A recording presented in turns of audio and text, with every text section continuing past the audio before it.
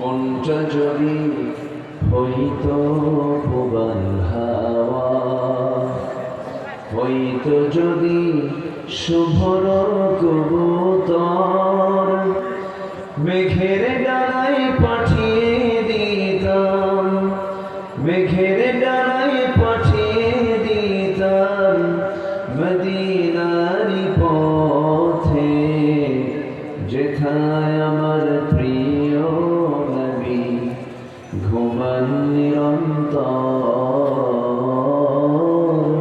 যেথায় আমার প্রিয় নবী ঘুমান নিরন্তর।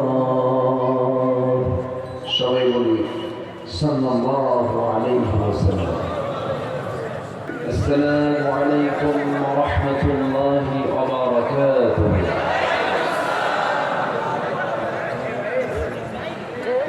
إن الحمد لله الأكرم الذي خلق الإنسان وكرمه وعلمه من البيان ما يعلم، فسبحان الذي لا يحصى امتنانه باللسان ولا بالقلم. نشهد أن لا إله إلا الله وحده لا شريك له، ونشهد أن سيدنا وحبيبنا ومولانا محمدا عبده ورسوله الذي أرسله بالحق بشيرا ونذيرا وداعيا إلى الله بإذنه وسراجا منيرا. فقد قال الله تعالى في كلامه المجيد وفرقانه الحميد: أعوذ بالله من الشيطان الرجيم. بسم الله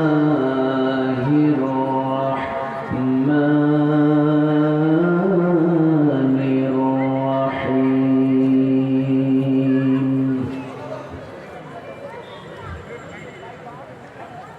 إلا من تاب وآمن وعمل صالحا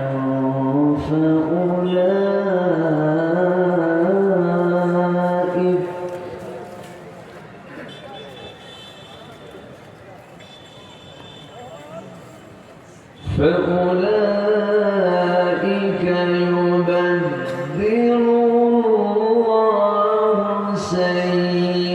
سيئاتهم حسنات،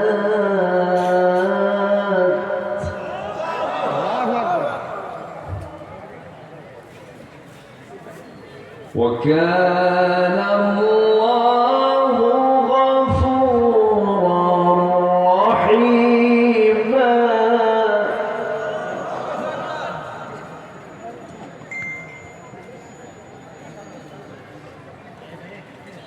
ومن تاب وعمل صالحا فإنه يتوب إلى الله متابا.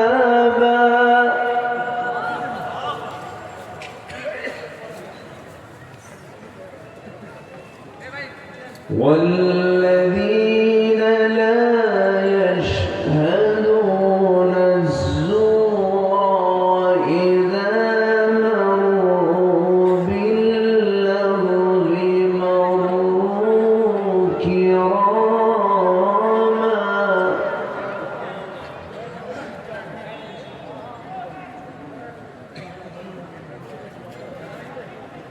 والذين إذا ذكروا بآيات ربهم لم يخروا عليها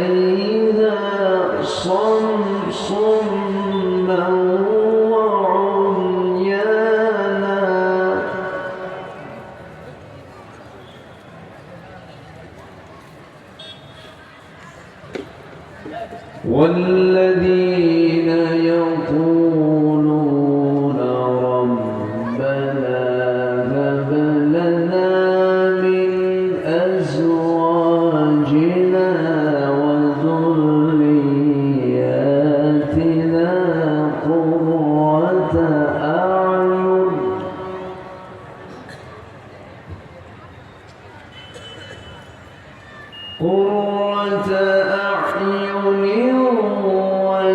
وجعلنا للمتقين إماما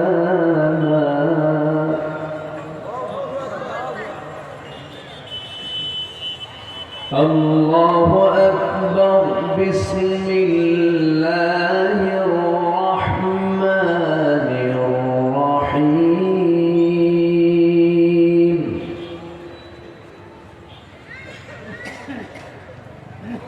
إن الله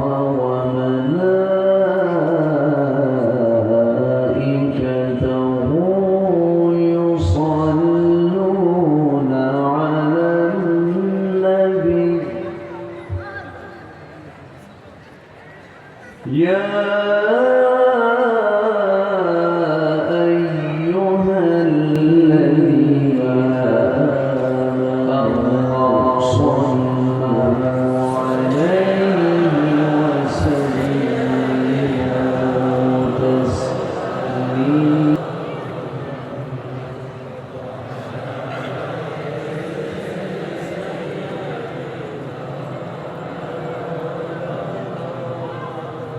একটু আওয়াজ দিয়ে নবীর প্রেমে মাতোয়ারা হয়ে জবান খুলে জোরালো কণ্ঠে সবাই বলুন আল্লাহুম্মা সাল্লি আলা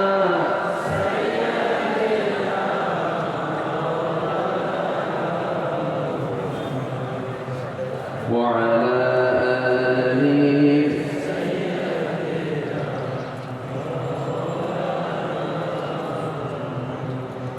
সবাই বলুন বালাগাল উলা বিকামালিহি কাশাফাত তুজা বিজামালিহি হাসুনাত জামিউ খিসালিহি সাল্লু সূরাত ইউসুফ বিদারিক حكمة لقمان ما قارئ قرآن باري يهدي لسان ما بلغ العلا بكماله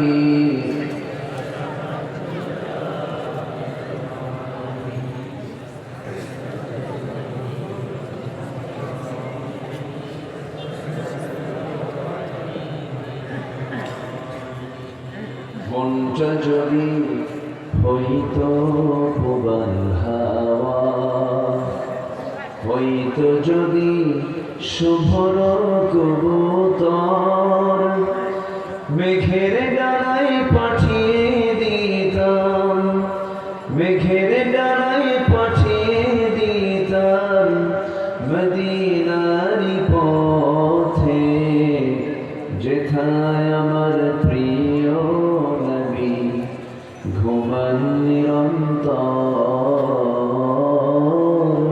যেথায় আমার প্রিয় নবী ঘুমান নিরন্তর সবাই বলি সাল্লাল্লাহু আলাইহি ওয়াসাল্লাম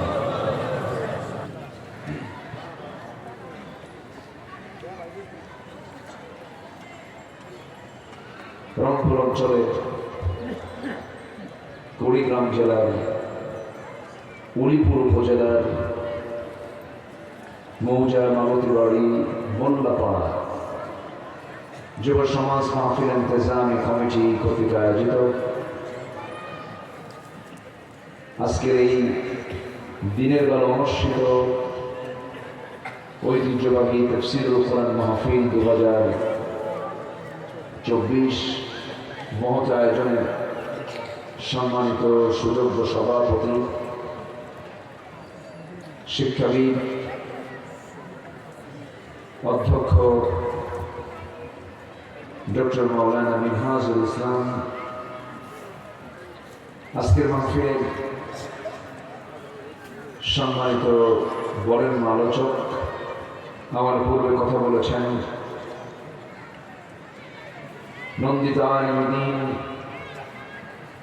বাংলাদেশ মজলিসুল মুফাসসিরিন কুড়িগ্রাম জেলা শাখার সম্মানিত সভাপতি মাওলানা সিরাজুল ইসলাম ফারুকী, প্রধান অতিথি বিশিষ্ট রাজনীতিবিদ জনাব আব্দুল খালেক সাহেব, আজকের মাহফিলের বরেণ্য অতিথিবৃন্দ, বিশেষ করে আমার পাশে বসে আছেন মজলুম জননেতা, দীর্ঘ সময় জুলুমের শিকার হয়ে যে মানুষগুলো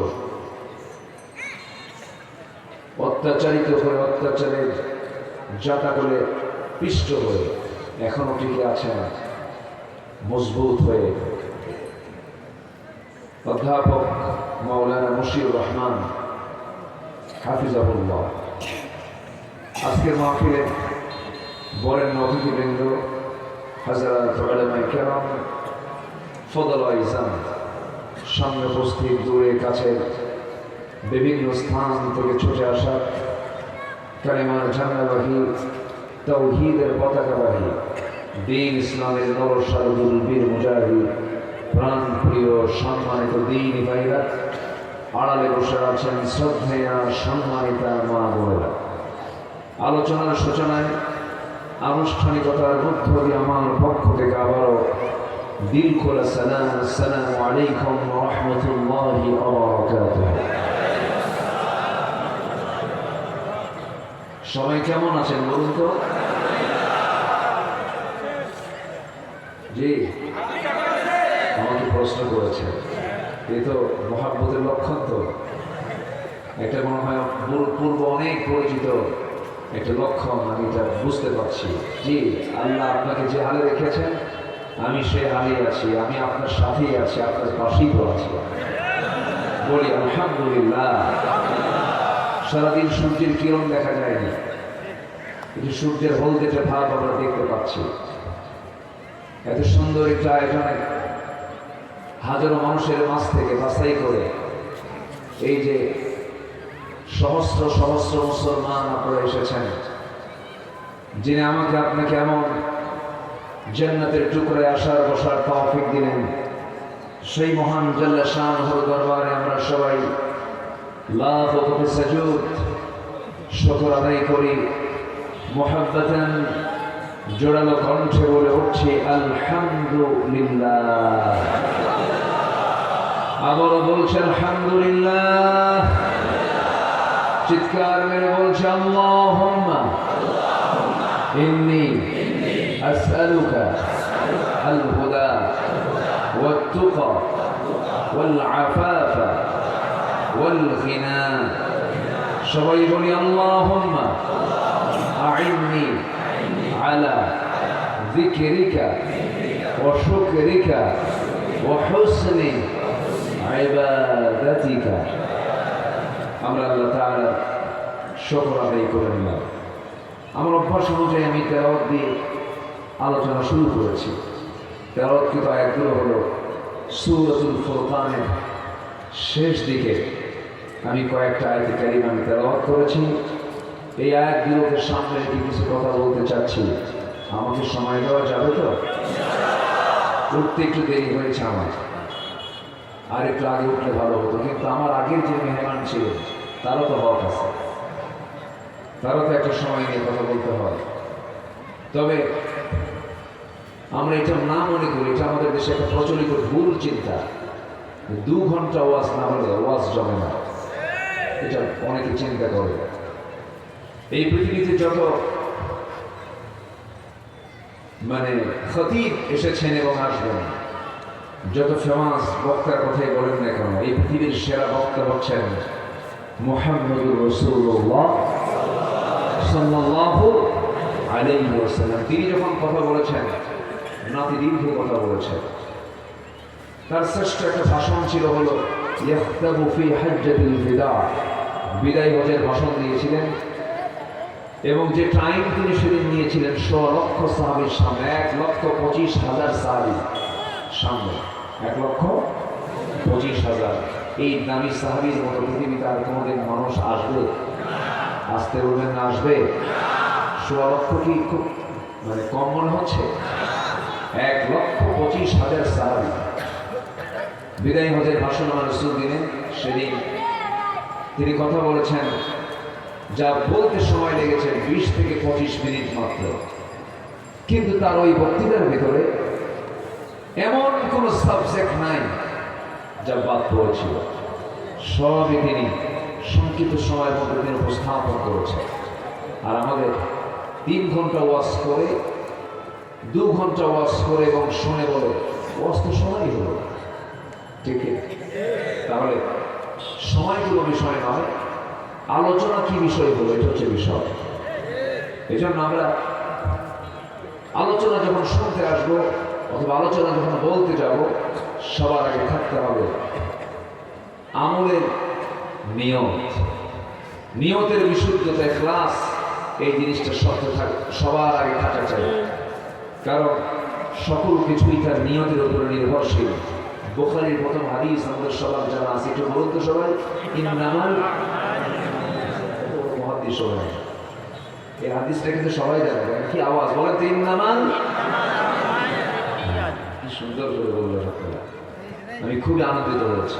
আবার বুখারী শরীফের শেষ হাদিসটা কি বলেন তো, কালিমাতান হাবিবাতান খাফিফাতান ফিল লিসান সাকিলাতান ফিল মিজান সুবহানাল্লাহি ওয়া বিহামদিহি সুবহানাল্লাহিল আযীম। তাহলে আমরা বুখারী আজকে শুরু করলাম, শেষ হলো, বলি আলহামদুলিল্লাহ। জি, আসুন আমি মূল আলোচনার দিকে চলে যাচ্ছি। আমরা একটা পরিবেশ পেয়েছি, 5 আগস্ট যদি না আসতো এই জায়গায় এই লোক থাকতে পারতো না, ঠিক আছে না? বসতে পারতো, আমিও আসতে পারতাম। জি, আসতে পারতাম না আমরা। মাহফিল, আজকে মাহফিলের সাথে এসেছেন আমাদের এই উলিপুরের মাননীয় ওসি মহোদয় জিলুর রহমান ভাই, মনে চলে গেছে, আমার প্রচন্ড ভক্ত। উনি ডেট চাচ্ছেন একটা মাহফিল আমার এলাকায় করে দিতে হবে। আমি আমার একটা মাদ্রাসা উদ্বোধন করতে নিয়েছি গত মাসখানেক আগে। আমি ডিআইজি মহোদয়, একটা ডিভিশনাল ডিআইজি, মানে এসপির উপরের যে র্যাঙ্ক, একটা ডিভিশনাল ডিআইজি উনি, ওনাকে বললাম ভাই এটা আমার মাদ্রাসায় আসতে হবে। বললেন হুজুরদের দাওয়াত পাওয়া তো খুব মুশকিল ব্যাপার, হুজুর দাওয়াত খায়, এই দাওয়াত কি আর মিস করা যায়? একজন উচ্চ পদস্থ কর্মকর্তা আমার নিজস্ব মাদ্রাসার প্রধান তিনি এসেছিলেন। এই পরিবেশগুলো আমরা পেয়েছি 5 আগস্টের পর থেকে। আমাদেরকে বসতে দেওয়া হয়নি, চলতে দেওয়া হয়নি, পারিবারিক নির্যাতন করা হয়েছে, শারীরিক নির্যাতন করা হয়েছে, সামাজিকভাবে মান সম্মান হেয় করা হয়েছে।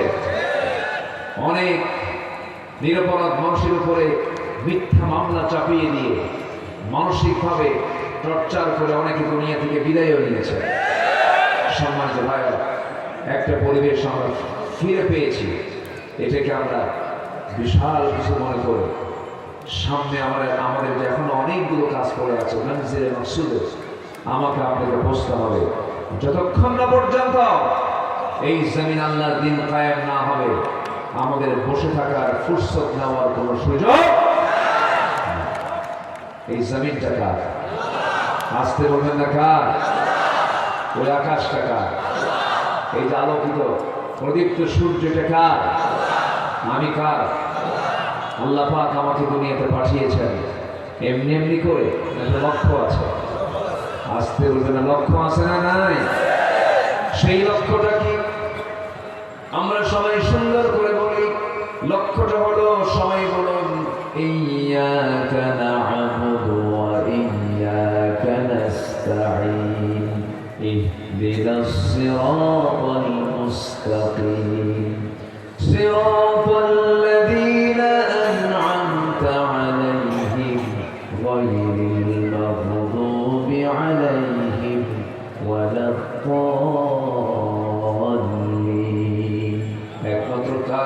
করার জন্য বলেন, আস্তে গুনাহগার ইবাদত করার জন্য। এবং একটা পথে চলতে হবে, সেই পথ আল্লাহ দেখিয়ে দিয়েছেন, ইহদিনাস সিরাতাল ওয়া ইন্না হাযা সিরাতি মুস্তাকিমা। এই একটা সরল সঠিক পথে আমাকে আপনাকে চলতে হবে, দিনকে মেনে চলতে হবে। আল্লাহ এই লক্ষ্যে দুনিয়াতে আমাকে আপনাকে পাঠিয়েছেন। আমার বন্ধুগণ, দুনিয়া ছেড়ে সবাই একদিন চলে যাব, কেউ বাঁচার জন্য আসে নাই। দুনিয়া থেকে যখন তখন আমরা বিদায় নিয়ে নেব, কিন্তু সবচেয়ে বড় বিষয় হলো আখিরাতের জন্য আমি কি জমা করেছি, এটাই হলো সবচেয়ে বড় চিন্তার বিষয়। আল্লাহ বান্দাকে সতর্ক করে আরেক জায়গায় জানিয়ে দিচ্ছেন, যারা পারেন ঠোঁট মিলিয়ে বলুন, ইয়া আইয়ুহাল্লাযীনা আমানু তাকুল্লাহা ওয়াল তানজুর নাফসুম মা قدمت لغد واتقوا الله إن الله خبير بما تعملون جل الله ইমানদাররা তোমরা আল্লাহকে ভয় করো এবং লক্ষ্য করে দেখো আগামীকালের জন্য তুমি কি আপাতত সংগ্রহ করতেছো, পরকালের জন্য তুমি কি জোগাড় করতেছো। আমার বন্ধুগণ, আল্লাহ চান না কোনো বান্দা জাহান্নামে যাক, আল্লাহ চান প্রত্যেক বান্দা জান্নাতে যাক, কিন্তু বান্দা জাহান্নামে যাবে আল্লাহর দোষে না বান্দার দোষে। বান্দার দোষে বান্দা জাহান্নামে চলে যাবে। একটা প্রশ্ন আমি করি, বলুন তো, আল্লাহ আমাকে বেশি ভালোবাসেন না আমি আল্লাহকে বেশি ভালোবাসি?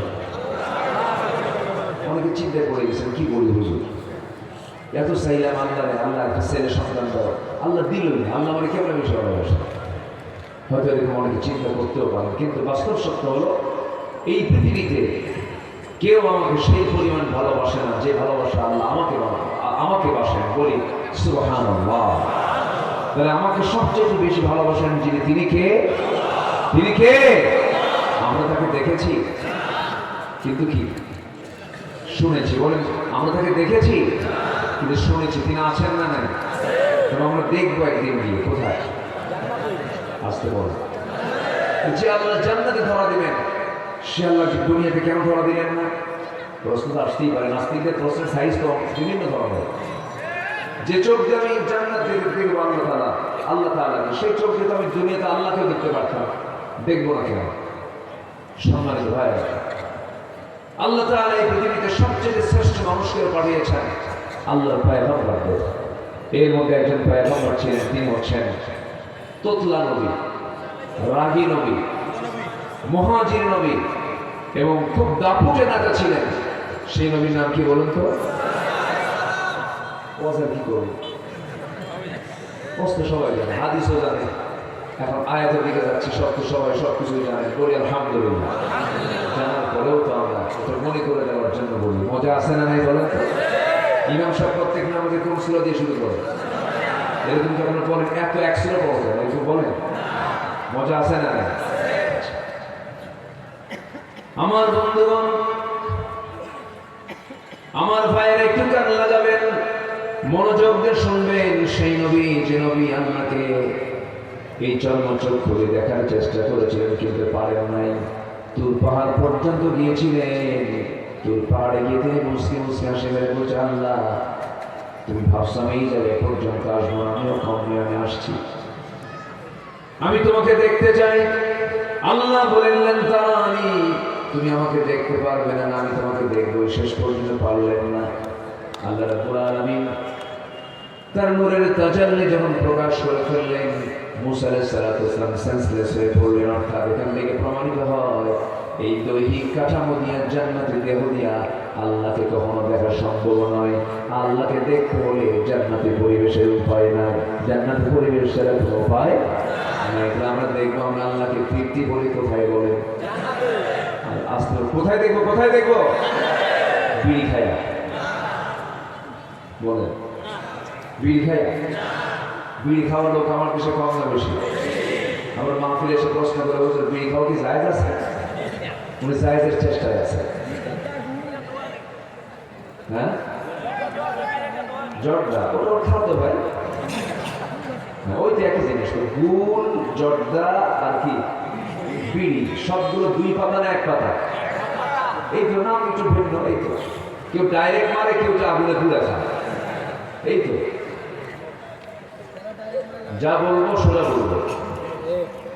হুজুর খাইলো না কি খাইলো এটা আমার দেখার বিষয় বলতে হবে। পান খান আপনি, খান, পান খান, সমস্যা কি? পান পাতা তো রস স্টমাকের জন্য ভালো, কিন্তু সেই পানের সাথে হাকিমপুরে রহমতুল্লাহ আলাইহি প্রশ্ন তো এই জায়গায়। জানেন অপচয়টা কি জিনিস? অপচয় কার হয়? অপচয় কি বলেন? অপচয়কারী কার হয়? বলেন তো, বিড়ি খাওয়া কি মৃত ব্যয়? এটা কি জরুরি ব্যয়? বলেন তো, বলেন জরুরি ব্যয় মনে হয় এটা? তাহলে কি এটা? কি বলেন, বলেন কি এটা? দেশ স্বাধীনতার পর থেকে নিয়ে আজ পর্যন্ত যতজন অর্থমন্ত্রী বাজেট পাস করেছেন, প্রত্যেকটা বাজেটে বিড়ির দাম বাড়ছে। কিন্তু যারা বিড়ি খাইছে, যারা বিড়ি খায়, তারা প্রয়োজনে বাড়ি পিছিয়ে খাবে তারা। কি মুশকিল! এটা কম বাজেট নয়, কিন্তু শত শত কোটি টাকা মানুষ উড়ায় দেয়। ধোঁয়া কি করে? ধোঁয়া কি হয়? উড়ে চলে যায়। এদিকে অপচয় নয়? এই জাতি যদি সচেতন হতো, এই কোটি কোটি টাকা যেটা উড়ে দেওয়া হয়, এটা দিয়ে কি লক্ষ লক্ষ পরিবারের মৌলিক চাহিদা, তাদের খাদ্যের চাহিদা পূরণ হতো কি হতো না? কি টানা টানা একটা ধোয়াতেই দেওয়া কথা। কি যে মজা পায় আল্লাহ! রাগ করলেন নাকি আপনারা? রাগ করতেছেন না তো? যারা বিড়ি খায় তাদের বউরা যে কেমন থেকে আমার তো বুঝে আসে। পচা পচা বন্ধ আমার ভালো লাগে, আমার মাথা ঘুরে। সম্মানিত ভাই, আল্লাহ সকল নেশা থেকে জাতিকে হেফাজত করুন। জান্নাত যেতে হলে বিড়ি খাই যাবো জান্নাতে? নামাজ না পড়িয়া কয়েক তো নামাজ পড়বো আমরা, কিন্তু আমার দেশে নামাজি বেশি না বেনামাজি বেশি? নামাজি না বেনামাজি? বেনামাজি বেশি। কেন? এটা তো হওয়ার কথা ছিল না। যে দেশে 90% মুসলমান, সেই দেশের বেনামাজি কেন বেশি হতো? কেন বেশি হবে? এর মূল কারণ হলো 53 বছর যে নেতৃত্ব আমরা দেখেছি, অধিকাংশ নেতাগুলোই ছিল বেনামাজি। অধিকাংশ নেতাগুলো ছিল বেনামাজি। দলীয় জনসভা, দলীয় প্রোগ্রাম সবকিছু করেছে, নামাজের কোনো আহ্বান করে নাই, কর্মীদেরকে নামাজের কথা বলে নাই। যে দলের নেতা তার কর্মীকে নামাজের কথা বলে না, দ্বীনের কথা বলে না, কোরআন শেখার কথা বলে না, যে দলের নেতা তার কর্মীর হাতে মদের বোতল তুলে দেয়, নারী তুলে দেয়, জেনা তুলে দেয়, ওই সমস্ত নেতৃত্বের মুখে আমরা জুতা মারি, থুতু মারি। সব দেখেছি আমরা। কেউ চালাইছে 25 বছর আমার দেশ, কেউ চালাইছে 16 বছর, কেউ চালাইছে 9 বছর, মুঈনুদ্দিন ফখরুদ্দিনরা কয়েক বছর। সব দেখা শেষ। এরা মুসলমান ছিলেন, কিন্তু এরা ইসলামের দেশ চালান নাই। অতএব আমরা আগামী দেশ দেখতে চাই, সবাই কোরআনের দেশ রাজি আছেন? কারা কারা হাত?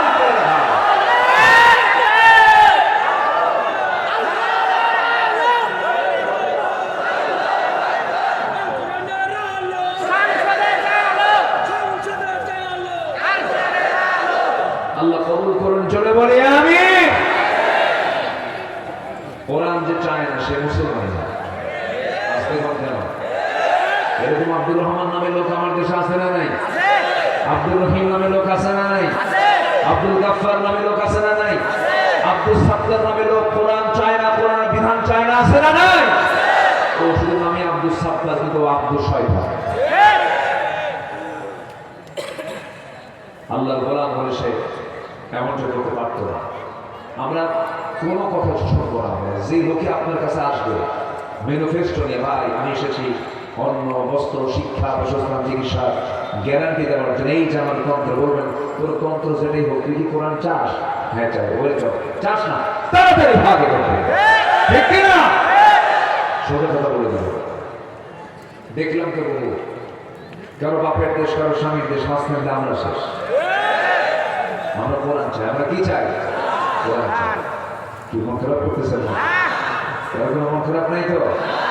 এই 16 বছর অনেক আলেমের গায়ে মামলা তো দূরের কথা, একটা গায়ে আঁচল পর্যন্ত লাগে না। এরকম আলেম আছে না? আছে না নাই? একটা মামলা খায় নাই তারা কারা? গায়ে একটা আচরও লাগে নাই, পান খাইছে, 16 বছর পার করেছে, একটা মামলা তাদের কাঁধে লাগে নাই। কিন্তু যখন পট চেঞ্জ হয়ে গেছে, চোরের গায়ে বড় বড় গায়ে কথা বলে আছে না নাই? ঠিক আছে, আর নাম বলে দরকার নেই, বুঝে না নাই সাইড টক করবেন না, একটা কথা বলবেন। সম্মানিত ভাইরা, বাইতুল মুকাররম একটা গুরুত্বপূর্ণ জায়গা, ঠিক কিনা বলেন? বাইতুল মুকাররমের ইমাম পট চেঞ্জ হয়ে গেছে, বাইতুল মুকাররমের ইমাম সব নাই। নিখোঁজ সংবাদ, ক্ষতি হারিয়ে গিয়েছে। 2 সপ্তাহ খবর নেই, 2 সপ্তাহ পর মসজিদে আসছে, নামাজ পড়াবে, জনগণ জুতা মানল। কি মানল? জুতা মারার পর আর পারে না। বিকেলবেলার সামনের সামনে ধরে কয়, আল্লাহর মেহেরবানিতে আমি হেফাজতে আছে, একটা জুতার বাড়ি আমার গায়ে লাগে। কি কথা কি বুঝতেছেন আপনারা? কথা কি বোঝা যায়? সম্মানিত বন্ধুগণ, জিল্লতি আসতে শুরু হলে থামবে না, ঠিক কিনা? থামবে না। এজন্য জালিমদের কখনো পক্ষ অবলম্বন করা যাবে না। যেদিকে বৃষ্টি সেই দিকে সামনে নেওয়া যাবে না। আমাকে অনেকে বলে, হুজুর হক দল কোনটা?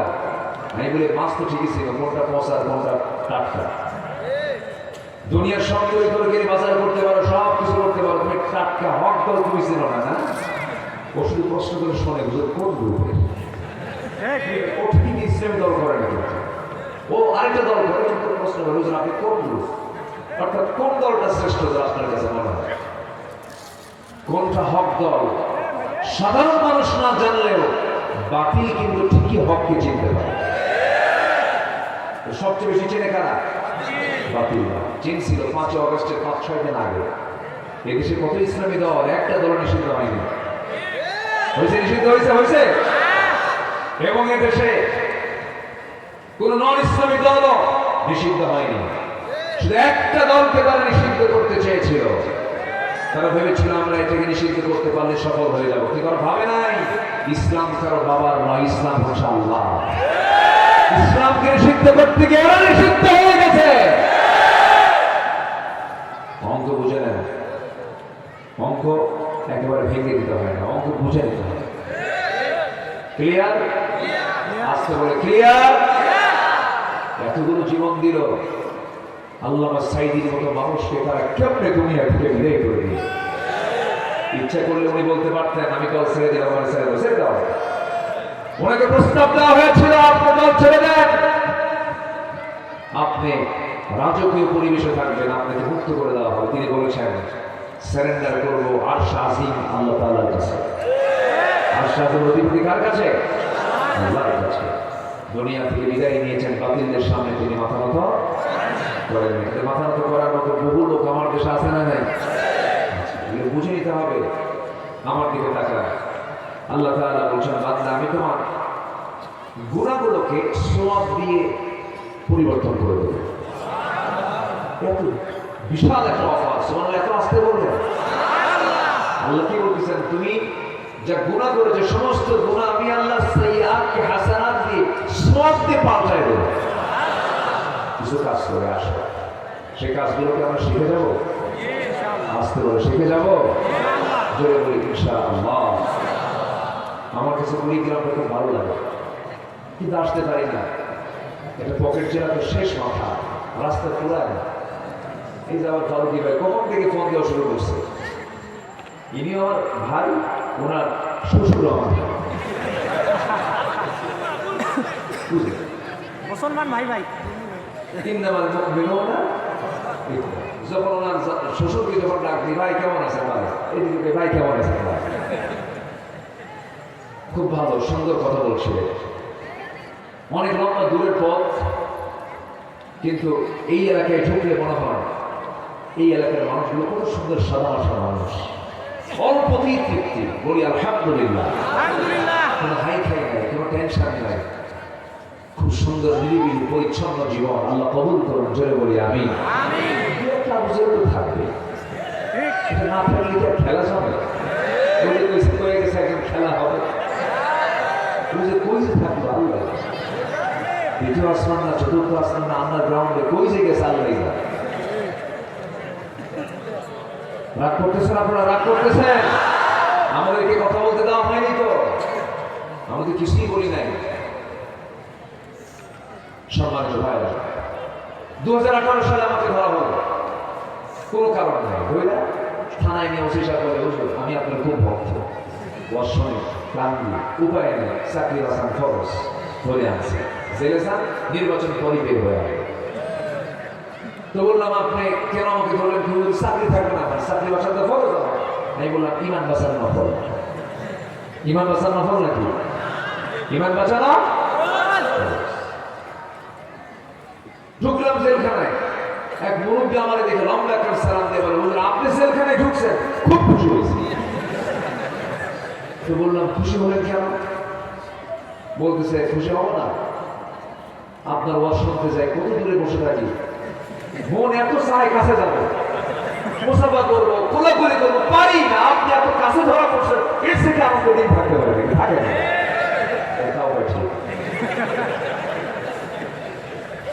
এরপরে বললাম চাচা আপনার বয়স 85 বছর, এই 85 বছর বয়সে আপনি কেন জেলখানা না দিয়ে ধুয়ে দেবেন এখানে কেন?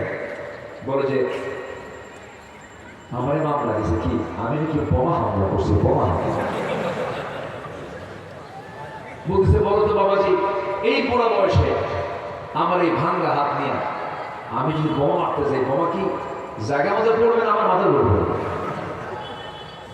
এইরকম করে নিরাপরাধ মানুষদের উপরে যত্যাচারগুলো চালানো হয়েছে, তার ফলাফল হলো আজকের এই ফলাফল। আজকের ফলাফল একটাই, তাদের রোগ ছিল ক্ষমতা ছাড়া যাবে না। তাদের রোগ কয়টা ছিল বলেন? কি ছাড়া যাবে না? ক্ষমতার মালিক কে? ক্ষমতার মালিক কে? ফেরাউনের রোগ ছিল কয়টা? ফেরাউনের রোগ ছিল কয়টা? কি ছাড়া যাবে না? মিল আছে না নাই? ফেরাউন পৃথিবীতে বেঁচে ছিল 1600 বছর, এরা ছিল 16 বছর। সংখ্যা মিল আছে না নাই?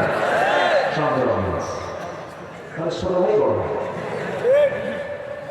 উত্তরসূরি ভালো বলতো সব উত্তরসূরি আমি আবার লোক দিয়ে ঠিক করে দিই, যাক সমস্যা নেই। উত্তরসূরি। আচ্ছা, তাহলে আল্লাহ পাক কি ওয়াদা করলেন? বান্দা তোমার আমি গুনাহগুলোকে সওয়াব দিয়ে পাল্টাই দেব। যদি বলি সুবহানাল্লাহ, সেই কাজগুলোকে আমরা করতে রাজি আছি ইনশাআল্লাহ। আল্লাহ রাব্বুল আলামিন সূরাতুল ফুরকানের মধ্যে বলছেন, সূরাতুল ফুরকানের ৭০ নম্বর আয়াতে বলছেন, ইল্লা মান তাবা ওয়া আমানা ওয়া আমিলা সালিহান ফাউলাইকা ইউবাদদিলুল্লাহু সাইয়্যাতিহিম হাসানাত ওয়া কানা আল্লাহু গফুরুর রহিমা।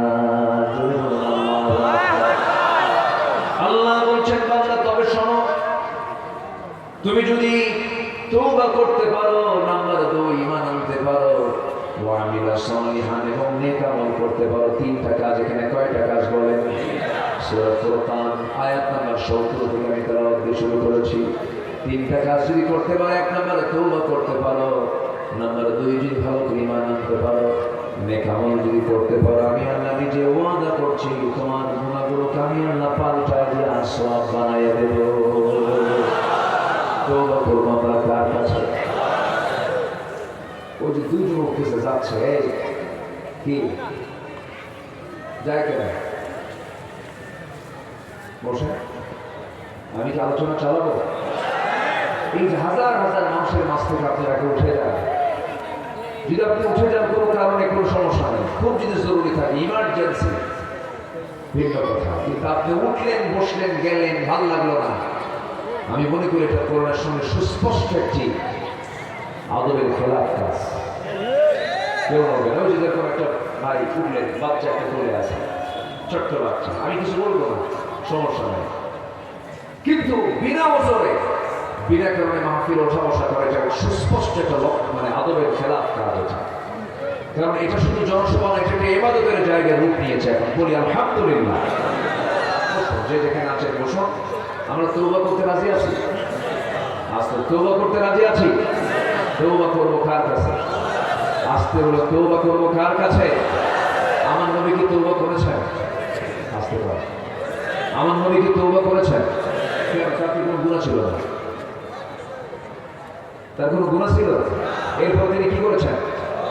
ওয়াস্তাগফিরহু ইন্নাহু কানা তাওয়াবা। আমার নবীজি বলেন তুবু ইলাল্লাহ ফাইন্নী আতুবু ফিল ইয়াউমি মিআত মাররা। ও আমার সাহাবীরা, তোমরা আল্লাহর কাছে তওবা করো, আমি রাসূল নিজে সারাদিনে 100 বারের বেশি বার তওবা করি। আমার নবী তওবা করেছেন, চোখের পানি ফেলে ফেলে কেঁদেছেন। সাইয়েদনা ওমর ফারুক রাদিয়াল্লাহু তাআলা একদিন এক সাহাবীর সামনে বসেছিলেন। সাহাবী হাদিস বর্ণনা করছে, তিনি সেই হাদিসটা শুনলেন, লা ইয়াদখুলুল জান্নাতা, ওই বান্দা জান্নাতে প্রবেশ করবে না যার মধ্যে মিসকাল হাববাতিন মিন কিবার, যে বান্দার মধ্যে যাররা পরিমাণ অনু পরিমাণ যার মধ্যে অহংকার থাকবে, সে ব্যক্তি জান্নাতের গন্ধ পাবে না, জান্নাতে প্রবেশ করতে পারবে না। এই হাদিস শোনা মাত্র তিনি ছোট্ট বাচ্চার মতো তিনি হাওমা করে কান্নাকাটি শুরু করে দিলেন।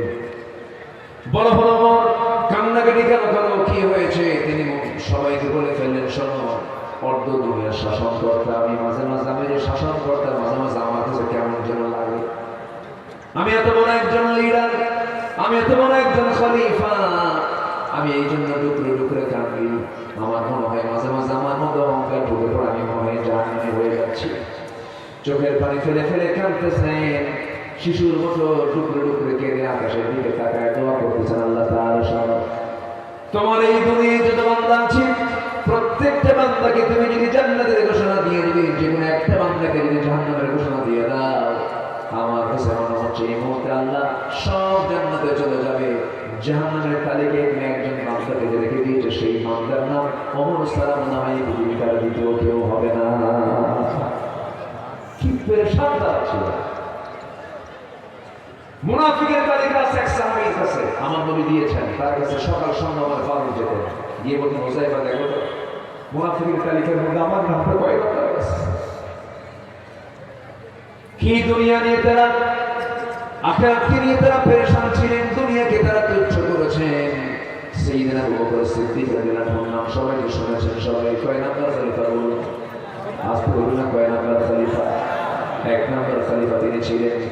আমার বন্ধুগণ, যখন তার খেলাফত আমল চলছিল, তিনি মাঝে মাঝে ঘর থেকে বের হয়ে জনগণকে দেখার জন্য যেতেন। এক রাতে তিনি বের হয়েছেন, খালি পায়ে হেঁটে বের হয়েছেন, খালি পায়ে হাঁটতেছেন। সাইয়েদনা ওমর ফারুকের সামনে থেকে তারা পড়ে গেছেন। তিনি বললেন, আমিরুল মুমিনিন, এই পাথরের রাস্তায় আপনি খালি পায়ে হাঁটতেছেন কেন?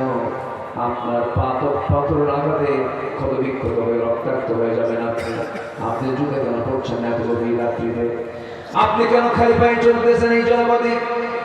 সাইয়েদনা আবু বকর বলছেন, ওমর, আল্লাহর নামের কসম করে বলি, আমার পায়ে যদি কোনো খরম জুতা পায়ে দিয়ে হাঁটি, এই খরম জুতার আঘাতে আর ওই সাইডে পাথরের আঘাতে যে আওয়াজ হবে, সেই আওয়াজটা যদি বেশি বড় হয়ে যায়, এই গভীর রাত্রে কোনো আল্লাহর বান্দার কানে যদি জুতা হাঁটার আওয়াজ যদি কানে চলে যায়, যদি তার ঘুম নষ্ট হয়ে যায়, কিয়ামতের দিন ওই নাগরিকের ঘুম কেন নষ্ট হলো, তার জন্য আমাকে আসামির কাঠগড়ায় দাঁড়িয়ে তার জবাব দিতে হবে।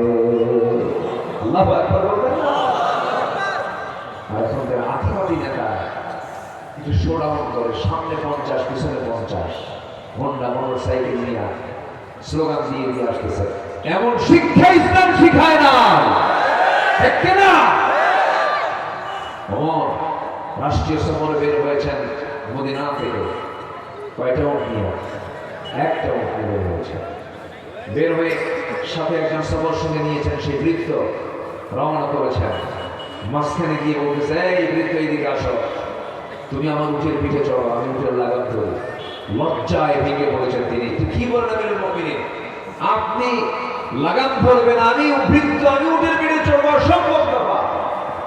এক ধমক মানে ধমক মেরে বলেন, এই আমি ওমর আর তুমি, তোমার চোখ দুইটা আমার চোখ দুইটা, তোমার কান দুইটা আমার কান দুইটা, তুমি আল্লাহর গোলাম, আমি আল্লাহর গোলাম। কিয়ামতের দিন আমার ব্যাপারে জিজ্ঞাসা করা হবে তোমাকে, তোমার ব্যাপারে জিজ্ঞাসা করা হবে আমাকে। সম্মত শিখতে হবে। বৃত্ত আমি তোমাকে এক নাগাড়ে এতক্ষণ করে আমি তোমাকে লাগাম করতে দেব না, যা হবে কষ্ট দুজনের সমান কষ্ট হবে, ভাগাভাগি করে আমরা চলে যাবো। আল্লাহু আকবার বলবেন না? যেটা বলি আল্লাহু আকবার। প্যালেস্টাইন সফরের ঘটনা এটা। চলে গেছেন জায়গা মতো গিয়ে যখন পৌঁছে গেছেন, রিসিপশনে যখন পৌঁছে গেছেন, সেই সময় একটা কাপ উল্টা হয়ে গেছে। উঠে পিঠে যে বসে আছে ওটাই হলো গোলাম, আর লাগাম যে ধরে আছে সেটা হলো কারণ সব মানে সৌজন্যতা দেখানোর জন্য, সদর সম্ভাষণ জানার জন্য ওমর আসতেছে, সব নিয়ে চলে গেছে হলো উঠের পিঠে যে বসে আছে। ও বলে আমি তো না, আমি তো ওমর না, কে কোন যে লাগাম ধরে আছে ওটা। একটু জোরে বলেন সুবহানাল্লাহ, একটু জোরে বলেন না ভাই সুবহানাল্লাহ। আল্লাহর যারা বান্দা তারা কি অহংকারী হয় না বিনয়ী হয়? অহংকারী হয় না বিনয়ী হয়? ক্ষমতার দম্ভ আছে না নাই? ক্ষমতার অহংকার আছে না নাই? টাকার অহংকার আছে না নাই? চেহারার অহংকার আছে না নাই?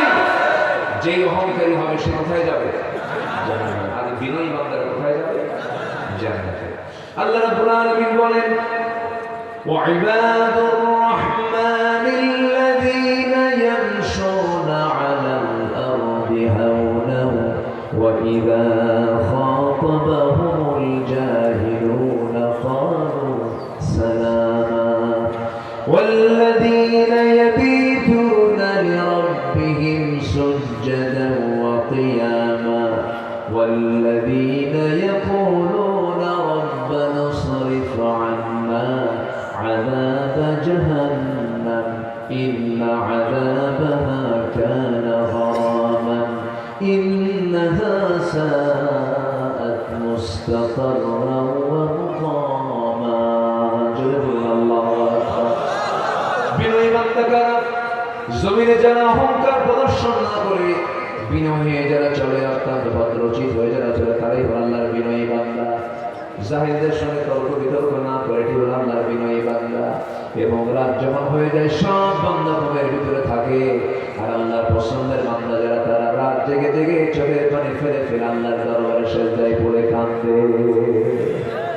ও বান্দা, তুমি যদি কান্দার মতো কাঁদতে পারো, চোখের পানি যদি এক ফোঁটা আল্লাহর ভয়ে ফেলতে পারো, তুমি কি জানো 7টা জাহান্নাম, একটা দুইটা নয়, 7টা জাহান্নামের আগুন নিভাই দেবে তোমার চোখের পানি। কারণ যে চোখের পানি আল্লাহর ভয়ে কাঁদবে, সেই পানি, সেই চোখ কখনো জাহান্নাম যেতে পারে না। জোরে বলি সুবহানাল্লাহ। আমরা কাঁদবো কার কাছে? আস্তে বলে কাঁদবো কার কাছে? আল্লাহ বলছেন বান্দা আমি তোমাদেরকে ক্ষমা করে দেবো, সবাইকে আমি ক্ষমা করবো না, 5 জনকে ক্ষমা করবো। কয়জনকে বলে? 5 জনকে ক্ষমা করবো। আল্লাহ পাক আমাদেরকে এই কাজের আশার তৌফিক দান করুন। জোরে বলি আমিন, আরো জোরে আমিন, আরো জোরে আমিন। আমি আলোচনা চালিয়ে যাব, কারো কোনো সমস্যা নাই তো? সাইয়েদনা আবু বকর নাম সবাই শুনেছেন না? আখিরাত কেন্দ্রে কি চিন্তা তাদের ছিল, কি ঈমান তাদের ছিল। উনি খলিফা প্রধান ছিলেন, আবার তিনি দোকানদারও ছিলেন। খেলাধুলার দায়িত্ব পালন করে নির্দিষ্ট সময় এসে তিনি তার দোকানে বসতেন, ব্যবসা করতেন। এটা হলো পরিবার চালানোর জন্য। কি চালানোর জন্য বলেন? পরিবার চালানোর জন্য। বসে আছেন, এক কাস্টমার এসে বলতেছে খলিফা আবু বকর, আমার এই কাপড়টা কয়েক মাস আগে আমি কিনেছিলাম তোমার কাছ থেকে, কিন্তু কাপড়টা আমার পছন্দ হয়নি, কাপড়টা তুমি ফেরত নিয়ে না। সেই দিন আমার ফারুক কিচ্ছু বললেন না, ফেরত নিয়ে নিলেন। কাপড়টা ফেরত দিলেন, কাপড়টা ফেরত দিলেন, টাকাটা দিয়ে দিলেন, সব কমপ্লিট হয়ে গেল। কিন্তু যখন ওই লোকটা যখন চলে গেল, ওই কাস্টমার যখন চলে গেল, তার সামনে থেকে ডুকরে ডুকরে কাঁপতেছেন, চোখের পানি ফেলে ফেলে কাঁপতেছেন আবু বকর সিদ্দিক রাদিয়াল্লাহু তাআলা আনহু। সাইয়েদনা আবু বকর যখন কান্নাকাটি করছিলেন, এমন সময় তার সঙ্গে থাকা কিছু দিনই ভাইরা সবাই বলে ফেলেন, আমি আমাদের আমিরুল মুমিনিন, আপনি কান্নাকাটি করছেন কেন কাঁপতেছেন? সামান্য একটা কাপড় আপনার কাছে ফেরত দিয়ে গেছে, এই ফেরত দেওয়ার পরে আপনি কেঁদে ফেললেন, আপনি টাকা ফেরত দিলেন বলে কাঁদতেছেন নাকি? তিনি বলছেন আল্লাহর নামের কসম করে বলি, আমি এই জন্য কাঁদি না, আমার কান্নার কারণ হলো আমি এই জন্য কাঁদতেছি, আমি আবু বকর, তোমরা আমাকে প্রথম খলিফা বলো, তোমাদের কাছে আমার সম্মান বড়, আমার মর্যাদা বড়, কিন্তু আমি এই মুহূর্তে চিন্তা করতেছি আমি যেদিন মরে যাব, তেমন চলে আসবে, হাসরের ময়দান চলে আসবে, হাসরের ময়দানে যখন আল্লাহ তাআলা আমার কাছ থেকে দিবে, 3:30। এত সময় যদি এদিক সেদিক ব্যয় করতে পারে, হাটে ঘাটে মাঠে চা চকলেট, এই জায়গায় বসলে তো সব হবে রে ভাই। তো বসেন, আলহামদুলিল্লাহ। কোন খলিফার কথা বলছি না বলেন তো? আবু বকর, ওমর, আল্লাহু আকবার। তিনি হাসরের ময়দানে গিয়ে কি জবাব দিবেন এই চিন্তায় বলছেন, শোনো, আমি কান্নার কারণ কি জানো? এই কাপড়গুলো ফেরত দিয়ে গেছে, এই জন্য আমি কান্দি না। আমি কান্না করছি আল্লাহ রাব্বুল আলামিন যখন আমাকে হাসরের ময়দানে সবার মধ্য থেকে আমাকে একা ডাক দিয়ে বলবেন, আবু বকর এইদিকে আসো। আমাকে আড়ালে নিয়ে দিলে আমার আল্লাহ বলেন, আবু বকর, এই যে তোমার নামাজ, এই যে তোমার জিহাদ, এই যে তোমার দান, এই যে তোমার সাদকা, এই যে তোমার রোজা, এই যে তোমার যাকাত, একটা ইবাদত একটা কাজ আমার পছন্দ হয় নাই। আবু বকর, আমি তোমাকে সব তোমার হাতে ফেরত দিয়ে দিলাম। আল্লাহ যদি আমার সঙ্গে এমন আচরণ করে ফেলেন, আল্লাহ যদি আমার হাতে সমস্ত আমলনামাগুলো ফেরত দিয়ে দেন, আমি আবু বকর সেই দিন কোথায় যাব? এই জন্য আমি কাঁদি। কি পেরেশানি তাদের মধ্যে কাজ করেছে। খেলাফতের দায়িত্ব পালন করতেছেন প্রথম খলিফা, তার ঘরের সঙ্গে একটা ঘর লাগানো ছিল। সেই প্রতিবেশীর মূল মুরব্বী দুনিয়াতে বেঁচে নাই, বুড়ি একজন মহিলা ওই বাড়িতে ছিলেন, তার ছেলেও নাই মেয়েও নাই। ওই বুড়ি মহিলা চোখে ভালো করে দেখেন না, কিচ্ছু রান্না বান্না করতে পারেন না, তারা কাছাকাছি কেউ নাই। প্রত্যেকটা দিন প্রত্যেকটা রাত্রিবেলা ফজর নামাজের একটু আগ দিয়ে আবু বকর সিদ্দিক তার ঘরের মধ্যে ঢুকতেন। ঘরের মধ্যে ঢুকে কাপড় চোপড় ধুয়ে দিতেন, তার প্রয়োজনীয় কাজ কারবারগুলো সম্পাদন করে দিতেন। এবং সাইয়েদনা আবু বকর সিদ্দিক রাদিয়াল্লাহু তাআলা ফজরের আগ দিয়ে তার সকল কাজগুলো সম্পন্ন করে দিয়া মসজিদে নববীতে গিয়ে তিনি নামাজের দায়িত্ব পালন করেছেন। আমার বন্ধুগণ, ওই মহিলার খেদমত করার জন্য কোনো এক রাতের আগে ওমর ফারুক চলে আসলেন, দরজে নক করলেন। মহিলা ভিতর থেকে বলছে, কে খেদমতের জন্য এসেছো? কিছুক্ষণ আগে একজন যুবক আমার খেদমত করে গেছে। সাইয়েদনা ওমর ফারুকের মনে মনে চিন্তা হলো, এই আমার এই এলাকার ভিতরে আমার বন্ধুগণ ওমর ফারুক চিন্তা করছেন, এই এলাকার ভিতরে কোন বান্দা এমন খেদমত করতে পারে, আমাকে খুঁজে বের করতে হবে। খোঁজার জন্য তিনি তদন্ত কমিটি করলেন, কাউকে বললেন না, তিনি একাই চলে আসলেন। এই মহিলার খেদমতটা কে করে? 3 দিন 4 দিন ওই বুড়ির মহিলার ঘরের পাশে গিয়ে বসে থাকে, আর কি আসে ধরতে পারেন না। তৃতীয়তম তিনি ধরে ফেলেছেন, চট করে কি যেন ঢুকতেছে, চট করে হাত ধরে বসলেন, ধরে দেখেন কেউ নন, তিনি হচ্ছেন প্রথম খলিফা আবু বকর। ধরে খেতে ফেললেন, বললেন, ইয়া আমিরুল মুমিনিন, সব কাজ কি আপনি একাই করবেন নাকি? আমাদের কি করার সুযোগ দিবেন না? সঙ্গে সঙ্গে সাইয়েদনা আবু বকর বলছেন, ওমর, আমার খেদমত আমাকে করতে দাও, আমার প্রতিবেশীর হক আমাকে আদায় করতে দাও, কারণ কিয়ামতের দিন তোমার আমলনামা আমার পিঠে আসবে না, আমার আমলনামা তোমার পিঠে যাবে না। সারাটা জীবন তিনি খেদমত করে চলে গেছে। যেদিন আবু বকর সিদ্দিক রাদিয়াল্লাহু মারা গেছে, তার পরের দিন থেকে ওই মহিলার দায়িত্ব পালন করেছেন ওমর ফারুক রাদিয়াল্লাহু তাআলা। ওমর ফারুক তার ঘরে আসলেন একদিন। প্রথম দিন যেদিন খেদমতের জন্য তিনি ভিতরে ঢুকেছেন, সব কিছু পরিষ্কার পরিচ্ছন্ন করে দিয়েছেন, খাবারগুলো জোগাড় করে দিয়েছেন। ওই মহিলা খাবার খেতে বসে তিনি জানতেন না আবু বকর মারা গেছেন, বুড়ি মানুষটাকে কম দেখতেন। যখন তিনি খেতে বসেছেন, খাওয়ার সময় তার সামনে যখন খেজুরগুলো দেওয়া হয়েছে, একটা খেজুরের মুখে দিয়ে দেখেন কামড় মারতে নিয়ে খেজুরের বিচিটা তার মুখের মধ্যে লেগে গেছে। তিনি আস্তে করে খেজুরটা মুখ থেকে বের করে বিচিটা ফেলে দিয়া বলে ফেললেন, বুঝতে পেরেছি আমার আসল খাদেম আর দুনিয়াতে নাই, খাদেম চেঞ্জ হয়ে গেছে। আল্লাহু আকবার বলবেন না? আমার খাদেম কি হয়ে গেছে? চেঞ্জ হয়ে গেছে। মানে সাইয়েদনা আবু বকর যে সেবাটা দিতেন, খেজুর যখন তার হাতে ধুয়ে দিতেন, খেজুরের বিচি পর্যন্ত সরায় দিয়ে তার মুখে তুলে দিতেন। এটাই হলো তাকওয়া, এটাই হলো পরকালের চিন্তা, এটাই হলো আখিরাতের চিন্তা, এটাই হলো ফিরে আসা। ইল্লা মান তাবা, যারা ফিরে আসে। আল্লাহু আকবার। কার পথে? আসতে বলেন না, কার পথে? আল্লাহর পথে আমরা ফিরে আসবো। জোরে বলি ইনশাআল্লাহ। আমরা ঈমান আনবো, জোরে বলি ইনশাআল্লাহ। আল্লাহ তাআলা 5 শ্রেণীকে মাফ করে দেন। এর মধ্যে 1 নাম্বার জানলাম আমরা, যারা তওবা করবে তাদেরকে মাফ করে দেন। নাম্বার 2 হলো অজ্ঞতাবশত যদি কোনো মন্দ কাজের পর নিজেকে যদি কোনো বান্দা সংশোধন করে নেন, আল্লাহ রাব্বুল আলামিন তাকে মাফ করে দেন। মহান রাব্বুল আলামিন বলেন, সুম্মা ثم إن ربك للذين عملوا السوء بجهالة ثم تابوا من بعد ذلك وأصلحوا إن ربك من بعدها لغفور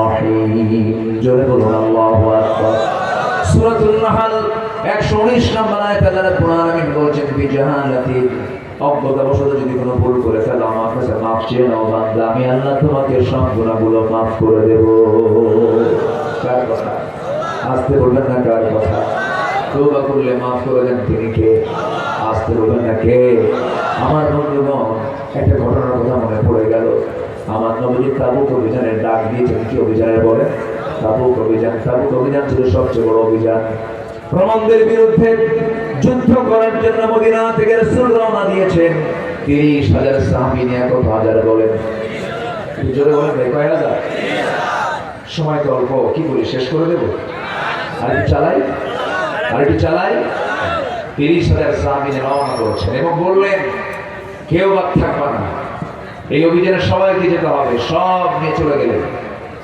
যুদ্ধ লাগলো না কারণ এর আগে রেকর্ড হলো রোমানদের বিরুদ্ধে মুসলিম মুজাহিদরা ছিলেন হলো 3,000 আর ওদের সৈন্য সংখ্যা ছিল হলো 1,00,000 মুসলমানদের বিজয় হয়েছিল কিন্তু এবার মুসলমানদের সৈন্য সংখ্যাই হলো 30,000 বলেন তাহলে আগের রেকর্ডের হিসাব কি করবে না বলেন যুদ্ধ হলো না যুদ্ধ লাগলো না আমার নবীজি শুধু অভিযান শেষ করে মদিনার দিকে ফিরে আসতেছিলেন চলে আসলেন ফিরে ঘরে উঠলেন চলতেছে সময় এগুলো ভাবে কিন্তু 3জন সাহাবী সূরা তওবার মধ্যে আসছে কি যে বলবো বলার শোনার দরকার আছে না বলেন 3জন সাহাবী এনারা যুদ্ধে যেতে পারেন না অভিযানে যান না এর মধ্যে সবচেয়ে যিনি লম্বা হাদিসটা বর্ণনা করেছেন কাব বিন মালিক রাদিয়াল্লাহু তাআলা আনহু তিনি মনে মনে চিন্তা করলেন কেমন কি করি আমি তো ইচ্ছে করে যাই আমি তো গাফলতি করে যাই আমি তো অবহেলা করে যাই না আমার তো একটা ভুল হয়েছে আমার তো মাফ চাওয়া দরকার উনি নবীর কাছে গেলেন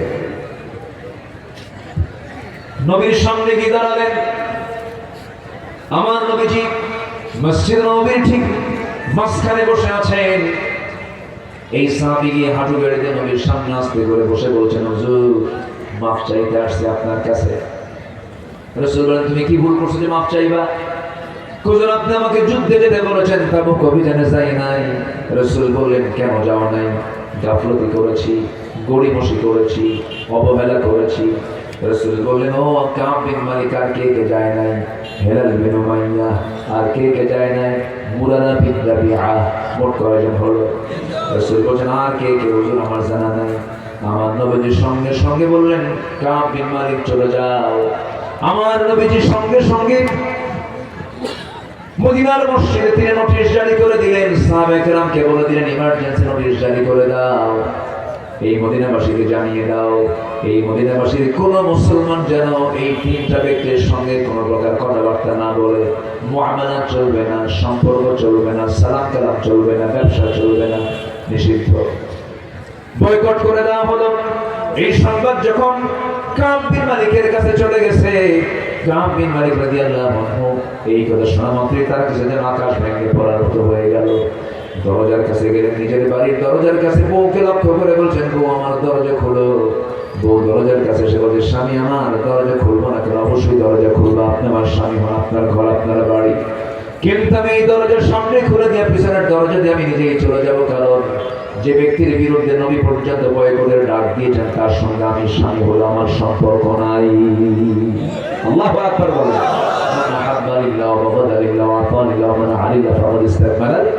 ঈমান আমার নবীজির এই প্রিয় সাহাবী ঘরের মধ্যে ঢুকতে পারলেন না বউ তোমার বের হয়ে চলে যাবে ঘরের মধ্যে ঢুকতে পারলেন না ঘরের দরজা থেকে তিনি আবার মুখে ফিরায় নিয়ে বাইরের দিকে আসতেছিলেন কলিজার টুকরা ফুটফুটে 2টা বাচ্চা 11 বছরের 13 বছরের ফুটফুটে বাচ্চা এই বাচ্চাগুলোকে আদর করেন প্রত্যেকদিন চুমা দেন স্নেহ করেন সেই দিন সন্তানগুলোকে ডাক দিয়ে বলছে আমার দুলাল রে আমার আদরের সন্তানগুলো এদিকে আয় সন্তান বলে যাবো না কেন রাসূল বয়কট করেছেন আমরা তোমার সঙ্গে কথা বলবো না আল্লাহু আকবার বলেন আমার বন্ধুগণ, এরপরে কি হলো? কাব বিন মালিক চোখের পানি মুছতে মুছতে বেকরার হয়ে গেলেন, সিজদা দিতে পাগলের মতো হয়ে গেলেন। হেলাল বিন উমাইয়ার কানে সংবাদ চলে গেছে। তিনি করলেন কি, ঘরের মধ্যে তিনি খুঁজতে লাগলেন দড়ি কোথায়। শক্ত দড়ি তিনি হাতের মধ্যে নিলেন। মদিনার মসজিদের সামনে কয়েকটা খুঁটি ছিল, যেটা মজবুত খুঁটি, সেই খুঁটির সঙ্গে দড়িটার এক প্রান্ত লাগায় দিলেন। আরেক প্রান্তে স্বহস্তে নিজের দুহাত বেঁধে ফেলে বলছেন, হেলাল রে, তোর চাইতে বড় আসামি এই দুনিয়াতে নাই। কারণ যার বিরুদ্ধে অবরোধের ডাক দিয়েছেন, বয়কটের ডাক দিয়েছেন স্বয়ং রাসূল। চোখের পানি ফেলতে ফেলতে বেকরার হয়ে যাচ্ছেন কাব বিন মালিক। হেলাল বিন উমাইয়া, তাফসীরে এসেছে হেলাল বিন উমাইয়ার দুটো হাত এত লম্বা সময় বাঁধিয়ে রেখেছিলেন, তিনি নিজেই হাতের ওই জায়গা পর্যন্ত ঘা হয়ে গিয়েছিল। চোখের পানি ফেলে ফেলে কাঁপতে কাঁপতে শরীরটা শুকায় গিয়েছিল। প্রায় দীর্ঘদিন যখন চলে গেল, ওইদিকে মুরারা বিন রাবিয়ার কানে সংবাদ চলে গেছে, পাহাড়ি এলাকায় চলে গেছে। সিজদার মধ্যে পড়ে পড়ে কাঁদলেন, রোনাজারি করেন, তওবা করেন। এই তিন ব্যক্তির চোখের পানি আল্লাহর দরবারে এক পর্যায়ে মঞ্জুর হয়ে গেছে, কিন্তু আমার নবী তাদেরকে বয়কটের ডাক দিয়েছেন। এখন একটা প্রশ্ন হলো, আপনাকে বলি ভাইয়েরা, যে যুদ্ধে রাসূল গিয়েছিলেন 30,000 সৈন্য নিয়ে, সেই যুদ্ধ কি সংগঠিত হয়েছিল? আসলে হয়েছিল না। আর সংখ্যা কি একেবারেই কম নাকি? কত হাজার? যায় নাই কয়জন? মাত্র 3 জন। মাত্র 3 জন গেল না, আবার ওই যুদ্ধ সেখানে সংগঠিত হলো না। কিন্তু আমার নবীজি ইচ্ছা করলে বলতে পারতেন, ঠিক আছে যেতে পারো না, এই যুদ্ধই তো হয় না। অথবা মাত্র এতগুলো সাহাবীর মধ্যে তোমরা 3 জন মাত্র যায় না, যাও নাই, ছেড়ে দিলাম মাত্র। কিন্তু ছাড়ছেন নাকি রাসূল? ছাড়েন নাই। কেন গেলে না? কেন তুমি গরিমসি করলে? কেন তুমি অবহেলা করলে? এই চিন্তা মাথায় নিয়ে আমার নবীজি শক্ত অবস্থানে চলে গেলেন। দীর্ঘদিন চলে যাওয়ার পর 40 দিন যখন পার হয়ে গেছে, আমার নবীর কাছে ওহী নাযিল হয়ে গেছে। নবীর কাছে ওহী নাযিল হলো, আলা সালাসাতিল্লাযীনা খুলিফু, হে রাসূল, ওই 3 জন সাহাবী যারা পিছনে ছিলেন, আপনি যদিও তাদেরকে বয়কটের ডাক দিয়েছেন, কিন্তু আরশের মালিক আল্লাহ রাব্বুল আলামিন ইল্লা মান তাবা, যারা ফিরে আসবে, ওয়া আমানা ওয়া আমিলা সালিহান। অতএব ওই 3 জন সাহাবী যখন তওবা করে নিয়েছে, তাদের তওবা আল্লাহর দরবারে মঞ্জুর হয়ে গেছে। ইয়া রাসূলুল্লাহি আয়াত নাযিল যখন হলো নবীর কাছে, ওয়ালা সালাসাতিল্লাযীনা খুলিফু, আমার নবীর আনন্দ দেখে কে? আমার নবী চিৎকার মেরে বলছে, ওমর তুমি কোথায়? তাড়াতাড়ি আসো, আমার কাব বিন মালিকের পক্ষে আয়াত নাযিল হয়ে গেছে। আমার নবীজি খুশি হয়ে গেলেন। আমার নবীজি খুশি হয়ে বলছেন, কাবকে তাড়াতাড়ি আমার কাছে নিয়ে আসো। দরজার কাছে ওমর ফারুক বলছেন, কাব বিন মালিক তুমি বাড়িতে আসো নাকি? এদিকে আসো। ভিতর থেকে বউ জবাব দেয়, যে লোকের খবর রাসূল রাখে না, সে লোকের খবর আমিও রাখি না। ওরে কাব বিন মালিকের স্ত্রী, আল্লাহ তাদের তওবা কবুল করে নিয়েছেন। কাব বিন মালিক যখন চলে গেছেন নবীর সামনে, আমার নবীজি তাকে জড়ায় ধরলেন। জড়িয়ে ধরে বলছে, কাব বিন মালিক, আমি তোরে মাফ করে নাই, কিন্তু আমার আরশের মালিক আল্লাহ তাআলা তোরে মাফ করে দিয়েছেন। জোরে বলুন সুবহানাল্লাহ। কিসের কারণে? আজকে তো কিসের কারণে? কিসের কারণে? তওবা করার দরকার আছে না নাই? এখান থেকে একটা শিক্ষা হলো, দিন কায়েমের পথে একামত দিনের জন্য কোনো অলসতা করার কোনো সুযোগ। আজকে বলে সুযোগ নিলে আল্লাহ ধরছেন না, রাসূল ধরছেন না, ধরে ফেলেছেন। কি কষ্ট পাচ্ছেন নাকি আপনারা? আমার ভাইয়েরা, আল্লাহ তাআলা 5 জনকে মাফ করে দিবেন। 1 নাম্বার হলো আমরা শিখলাম তওবা। নাম্বার 2 হলো অজ্ঞতা বশত কোনো মন্দ কাজের দিকে যাওয়ার পরে সে যদি সংশোধন হয় না, আল্লাহ পাক তাকে মাফ করে দেন। নাম্বার 3 হলো নেককার ইমানদারদের জন্য আল্লাহ রাব্বুল আলামিন ক্ষমার ওয়াদা করেছেন। ক্ষমার কি করেছেন? ওয়াদা করেছেন, প্রমিস করেছেন। মহান রব্বুল আলামিন বলেন, ওয়া'আদাল্লাহুল্লাযীনা আমানু ওয়া আমিলুস সালিহাতি লাহুম মাগফিরাতুন ওয়া আজরুন আযীম। জোরে বলুন আল্লাহু আকবার। সূরাতুল মায়েদা আয়াত নাম্বার 9। ঈমান যারা আনবে এবং আমলে সালেহ যারা করবে, আমি আল্লাহ ওয়াদা করছি তাদের জন্য ক্ষমা রয়েছে, তাদের জন্য মহা পুরস্কার রয়েছে। জোরে বলে সুবহানাল্লাহ। আমার বন্ধুগণ, আমলের পাল্লায় গুনাহ বেশি দরকার না নেক বেশি দরকার? গুনাহ বেশি দরকার না সওয়াব বেশি দরকার? এই জায়গায় যারা বসে আছেন তাদের কি গুনাহ নাই? আসলে গুনাহ নাই? আমার, আপনার, এনার, ওনার, এনার, সরকার কম আছে না নাই? কম হোক বেশি হোক, আছে না নাই? ফেরেশতা আছে, ফেরেশতা নাই। কেন? ফেরেশতা গুনাহ করবে, গুনাহ করার যোগ্যতাই নেই, কামনা বাসনা ব্যবসা বাণিজ্য কিচ্ছু নাই, এই জন্য তার কোনো গুনাহ হওয়ার সুযোগও। কিন্তু আমার গুনাহ করার সুযোগ আছে না নাই? গুনাহ করার সুযোগ থাকার পর আমি যদি গুনাহ না করি তখন আমার দাম হয়ে যাবে ফেরেশতার চেয়ে বেশি দাম। আল্লাহু আকবার। কিন্তু আমার দেশে আবার কিছু ফেরেশতা আছে, মাঝে মাঝে নাজিল হয়। এক বেয়াদব বলছে, কান্দে এরকম বেয়াদব বলেছে, আমার জীবনে তো কোনো গুনাহই নেই, আমি আমিন বলি না, হুজুররা আমিন কয়, আমি আমিন একবারের জন্য বলি না, আমি তো গুনাহই করি না, আমি তো নিষ্পাপ। শোনো, এই 16 বছর তারা আলেমদের তালিকা করেছে, এই 16 বছরে তারা হকপন্থীদের তালিকা করেছে। এখন আমাদের সময় এসেছে নাস্তিক মুরতাদদের তালিকা তৈরি করা, ঠিক কি না? ওদের তালিকা তৈরি করতে হবে। ধরা খাইছে একটা বিচারপতি শামসুদ্দিন, কালা কইে না, আল্লাহ তো আল্লাহ কালো বানায় দিচ্ছে, তাই না? আল্লাহর দান তো কালো বলি না, কিন্তু শামসুদ্দিন মানিক এই বদমাইশ 2 বছর আগে আমার নামে সে তালিকা করেছে, 116 জন আলিমের তালিকা করেছে। কি লাভ হলো? 2 বছরের মাথায় বাড়ানোর চেষ্টা করলো সিলেট দিয়ে। সিলেট বাসে আবার খুব খেদমত করে তো, ওরা আপ্পার খুব ভালো মতো আপ্পার করছে, বিজি শুদ্ধ আউট করছে, খাসি বানায় দিলাম।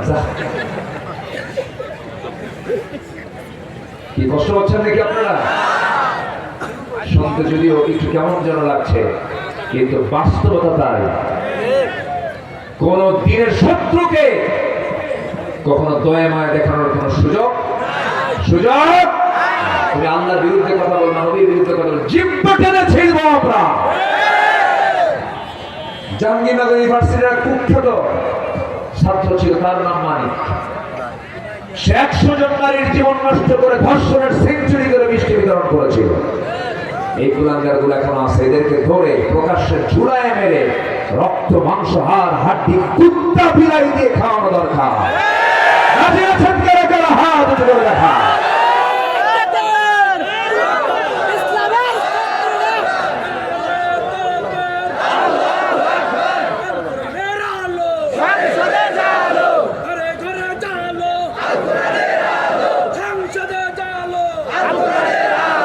জোরে বলি আমিন।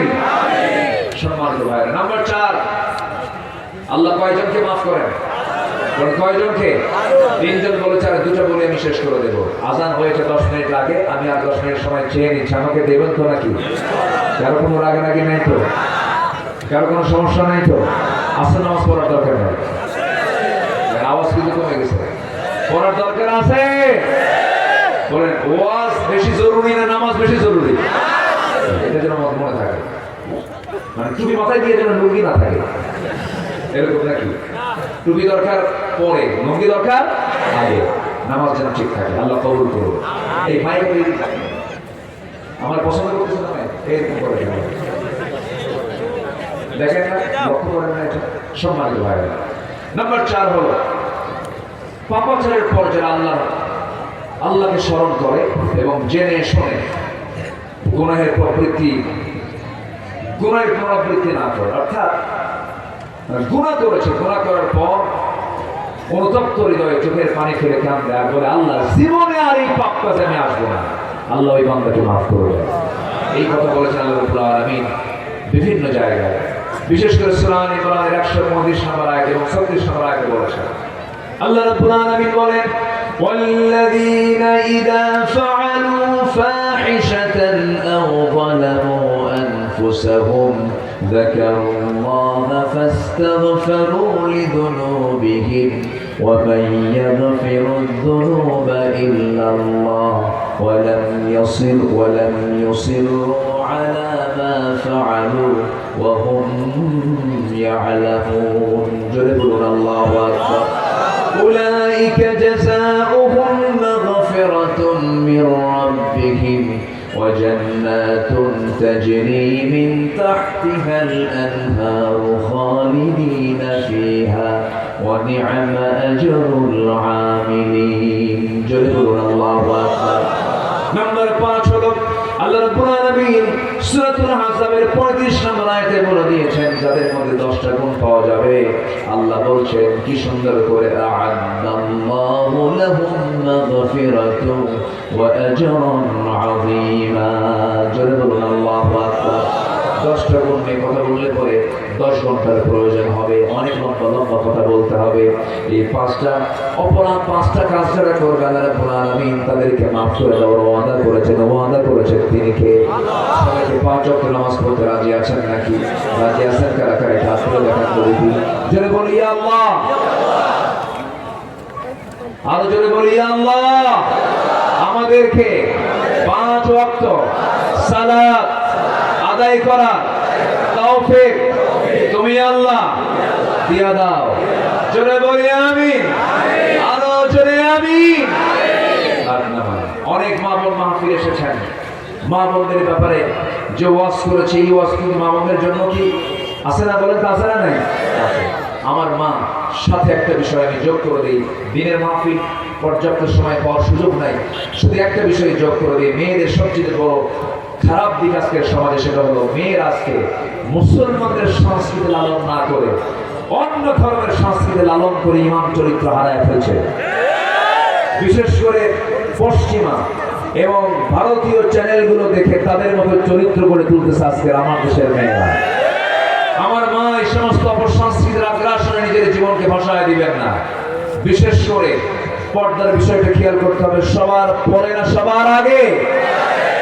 দুলাভাইয়ের সঙ্গে দেখা করা জায়েজ নাই, দেখা করা জায়েজ আছে?